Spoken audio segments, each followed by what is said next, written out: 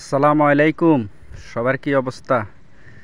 গতকাল যারা আমার আগুন লাগার ভিডিওটা দেখছেন ফেসবুকে আমি দিছিলাম, তো তাদের জন্য বলতে আছি আর কি যে আগুন লাগার পরের চিত্রটা দেখেন একটু এরকম আর কি। এটা হলো যে আপনার মহিষাহীর উত্তরপাড়া হাজিবাড়িতে আপনার নাসিরের ঘরে, মরহুম আলী আহমদের ছেলে নাসিরের ঘরে আগুন লাগলো আর কি। তো কালকে যারা দেখছেন আর কি ভিডিওটা, আগুন লাগার দৃশ্যটা কিভাবে ভয়াবহ দুর্ঘটনাটা ঘটলো, কারেন্টের থেকে আগুন লাগছে। প্রথমত ফ্রিজে লাগছে, ফ্রিজ থেকে পুরা ঘর মানে আগুন হয়ে গেছে। ফ্রিজে লাগার সাথে সাথে আপনার ছাদ ইয়াতে গারো সালে কারে মানে উঠে গেছে আগুনটা, সাথে সাথে উঠে যাওয়ার পর আর আগুনটা নিয়ন্ত্রণে আনা যায় নাই, কিছুই আর পাওয়া যায় না। অবশেষে দেখেন কিচ্ছু নাই, একটা শস্য পরিমাণ কিছু বার করতে পারে না এই ঘর থেকে।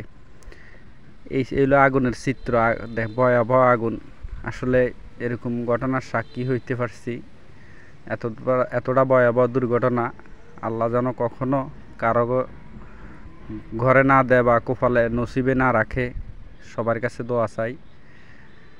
এই পরিবারটা আজকে 15 বছর আপনার এই সেপারেটভাবে থাকে। সেপারেট থেকে 15 বছর মনে করেন না তিল তিল করে যা জোয়াইছে, মনে করেন না সম্পূর্ণ কিছু 15 বছরের সম্পদ গরিব মানুষ যা জোয়াইছে সব কিছু এই ঘরের ভিতরে আছে।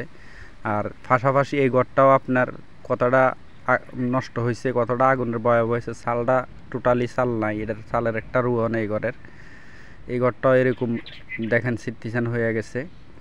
আপনার খুব ভয়াবহ আগুন, আপনারা দেখলে বুঝতে পারবেন কতটা ভয়াবহ আগুনটা হয়েছে। আসলে বলতে পারতেছি না, আসলে বলে বাসায় প্রকাশ করে বুঝাইতে পারবো না আসলে কতটা ভয়াবহ আগুন। কারেন্টের লাইন টাইন সব ফুরে গেছে, কিছুই অবশিষ্ট কিছুই নাই, একেবারে সব মনে করেন তছমছ হয়ে গেছে কি।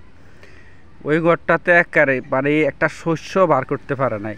আর দেখেন গাছ কত দূরে, গাছগুলা ক্যামেরাতে হয়তো এতটা বোঝা যাচ্ছে না, যতটুকু আমি দেখাইতে পারতেছি বা চেষ্টা করি আপনাদেরকে দেখানোর জন্য অতটুকু দেখাইতে পারতেছি। এই একটা গাছের পাতাও নাই, সবগুলা জ্বলে ছাই হয়ে গেছে, সবগুলা জ্বলে ছাই হয়ে গেছে গাছগুলো পর্যন্ত। পাশাপাশি অন্য ঘরের মধ্যে পর্যন্ত তাপে রং সব জ্বলে গেছে।